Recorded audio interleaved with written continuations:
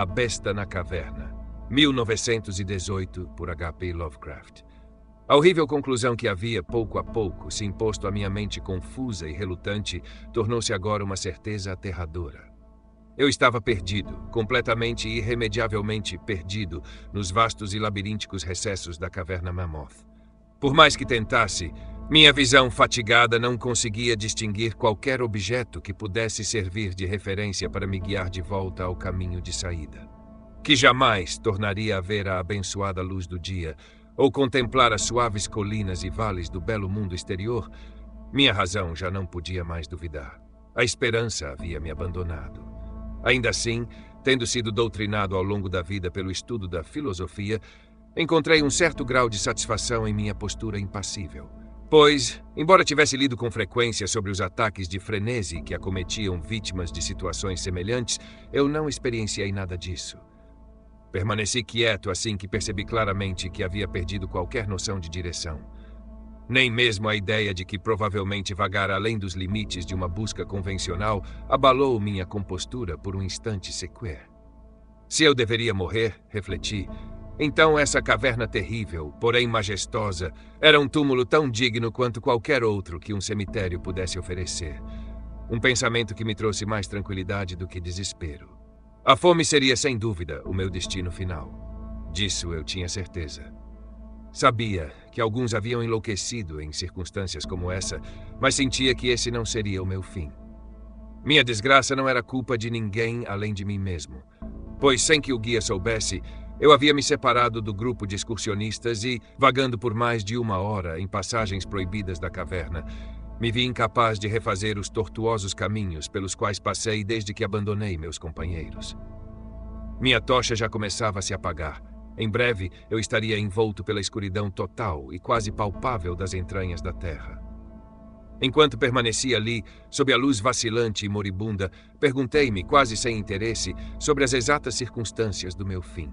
Lembrei-me dos relatos que ouvira sobre a colônia de tuberculosos, que, buscando refúgio nesta imensa gruta para encontrar saúde no supostamente salubre ar do mundo subterrâneo, com sua temperatura constante, ar puro e silêncio pacífico, haviam encontrado, em vez disso, a morte em uma forma estranha e aterradora. Eu havia visto os tristes restos de suas frágeis cabanas ao passar por elas com o grupo e me perguntara que tipo de influência antinatural uma longa estadia nessa vasta e silenciosa caverna poderia exercer sobre alguém tão saudável e vigoroso quanto eu. Agora, disse a mim mesmo com ironia, minha oportunidade de responder a essa questão havia chegado, desde que a fome não apressasse demais minha partida desta vida. À medida que os últimos raios vacilantes de minha tocha se dissolviam na escuridão, decidi não deixar pedra sobre pedra, não negligenciar nenhum possível meio de escape. Assim, reunindo toda a força dos meus pulmões, comecei a gritar desesperadamente, na vã esperança de atrair a atenção do guia com meu clamor. Contudo, enquanto chamava no fundo do meu coração, eu sabia que meus gritos eram inúteis e que minha voz, ampliada e refletida pelos incontáveis muros do labirinto negro ao meu redor, não alcançava outros ouvidos além dos meus próprios. De repente, porém, fui tomado por um sobressalto ao imaginar que ouvia passos suaves se aproximando no chão rochoso da caverna. Seria minha salvação tão iminente? Teriam então sido todos os meus horríveis temores em vão? Havia o guia percebido minha ausência e seguido minha trilha nesse labirinto de calcário para me resgatar? Enquanto essas alegres interrogações surgiam em minha mente, eu estava prestes a renovar meus gritos para que minha descoberta ocorresse mais rapidamente, quando num instante minha alegria se transformou em horror ao escutar com atenção. Pois meu ouvido, sempre aguçado, agora ainda mais apurado pelo silêncio absoluto da caverna, trouxe à minha consciência entorpecida o conhecimento inesperado e terrível de que aqueles passos não eram semelhantes aos de nenhum homem mortal. Na quietude sobrenatural daquela região subterrânea, o pisar do guia calçado teria ecoado como uma sucessão de golpes nítidos e cortantes. No entanto, os impactos que agora alcançavam meus ouvidos eram suaves e furtivos, semelhantes ao toque acolchoado das patas de algum felino. Além disso, ao ouvir com atenção, parecia-me que os passos vinham não de 2, mas de 4 pés. Agora eu estava convencido de que meus clamores haviam despertado e atraído algum animal selvagem, talvez um leão da montanha que por acaso tivesse se desviado para dentro da caverna. Talvez, refleti, o Todo-Poderoso houvesse escolhido para mim uma morte mais rápida e misericordiosa do que a fome. Ainda assim, o instinto de autopreservação, jamais inteiramente adormecido, despertou em meu peito e, embora escapar do perigo iminente pudesse apenas me condenar a um fim ainda mais cruel e prolongado, decidi, mesmo assim, vender minha vida pelo preço mais alto que pudesse exigir. Por mais estranho que pareça, minha mente não concebeu nenhuma outra intenção por parte do visitante além da hostilidade. Assim, permaneci absolutamente imóvel, na esperança de que, na ausência de um som que o guiasse, a criatura desconhecida perdesse sua direção, assim como eu havia perdido a minha, e seguisse adiante sem me perceber.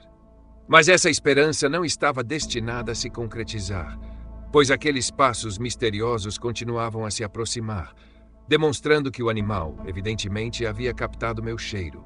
Um odor que, em uma atmosfera tão absolutamente livre de distrações como a da caverna, poderia ser seguido mesmo a uma grande distância. Vendo, portanto, que precisava estar armado para me defender contra um ataque sobrenatural e invisível na escuridão, juntei ao meu redor os maiores fragmentos de rocha espalhados pelo chão da caverna e, agarrando um em cada mão para uso imediato, aguardei com resignação o inevitável desfecho. Enquanto isso, o horrendo tamborilar das patas se aproximava. Certamente, o comportamento da criatura era extremamente estranho. Na maior parte do tempo, seus passos pareciam os de um quadrúpede, caminhando com uma falta singular de coordenação entre as patas dianteiras e traseiras. No entanto, em intervalos breves e pouco frequentes, eu imaginava que apenas 2 pés estavam envolvidos no processo de locomoção. Perguntei-me que espécie de animal eu estava prestes a enfrentar. Deveria, pensei, ser alguma infeliz criatura que pagara com o cárcere vitalício nos recessos intermináveis daquela gruta pelo simples ato de investigar uma de suas temíveis entradas. Sem dúvida, sobrevivi alimentando-se dos peixes sem olhos, dos morcegos e dos ratos da caverna, além de alguns dos peixes comuns que eram arrastados para dentro a cada enchente do rio Green, que de alguma forma oculta se comunicava com as águas subterrâneas da caverna.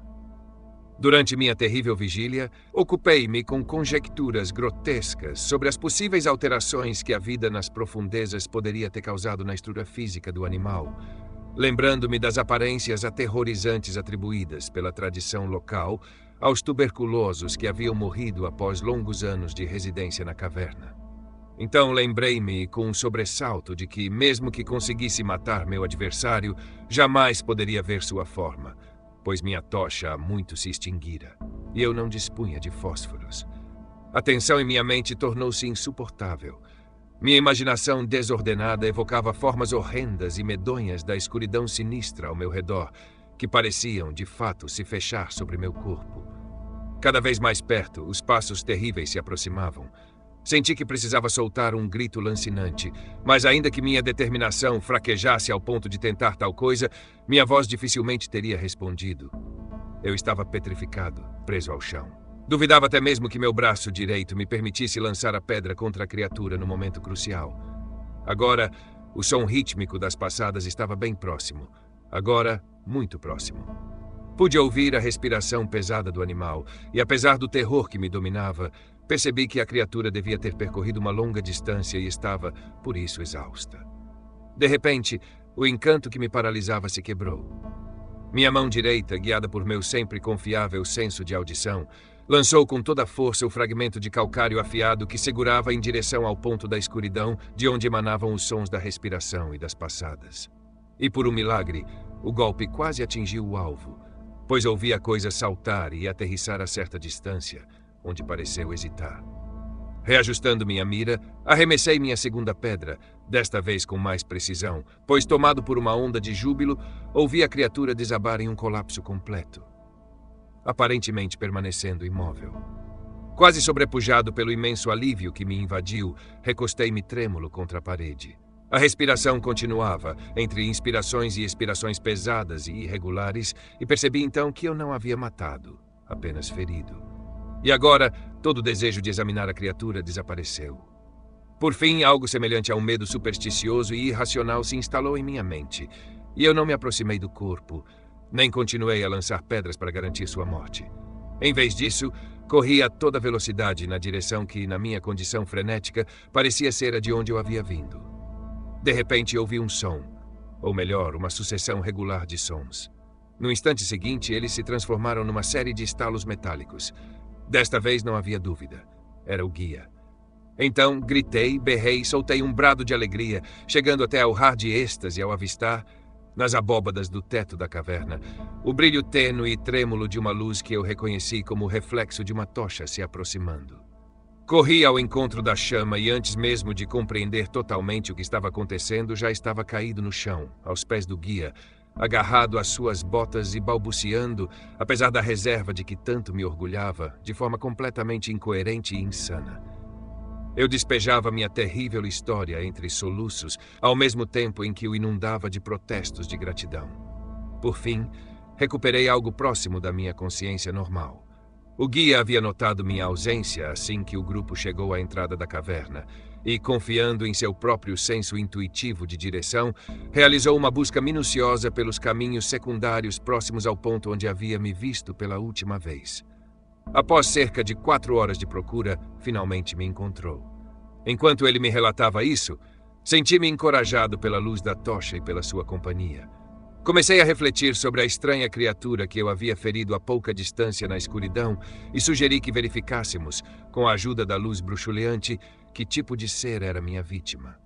Assim, refizemos nossos passos, desta vez com uma coragem nascida da presença do guia, até o local de minha terrível experiência. Logo avistamos um objeto branco no chão, um branco ainda mais intenso do que o do próprio calcário reluzente ao nosso redor. Ao nos aproximarmos cautelosamente, soltamos um grito simultâneo de espanto, pois dentre todos os monstros antinaturais que já havíamos visto em nossas vidas, aquele era, sem dúvida, o mais extraordinário. A criatura parecia um símio antropóide de grandes proporções, talvez um fugitivo de algum zoológico itinerante. Seu pelo era completamente branco, algo que sem dúvida resultava da ação descolorante de uma existência prolongada nos confins sômbrios da caverna. Contudo, era também surpreendentemente ralo, ausente em grande parte do corpo, exceto na cabeça, onde se acumulava em longos e abundantes fios que caíam sobre os ombros em profusão. Seu rosto estava virado para o chão, pois a criatura jazia quase diretamente sobre ele. A disposição de seus membros era extremamente peculiar, explicando, no entanto, a alternância que eu notara antes em sua locomoção, ora movendo-se sobre 4 patas, ora sobre apenas 2. Das pontas de seus dedos ou garras estendiam-se longas unhas semelhantes a garras. Suas mãos ou pés não possuíam a capacidade de segurar ou agarrar objetos, algo que atribuía ao longo tempo de habitação na caverna, o que, como já mencionei, ficava evidente na brancura onipresente e quase sobrenatural que caracterizava toda a sua anatomia. Nenhuma cauda parecia estar presente.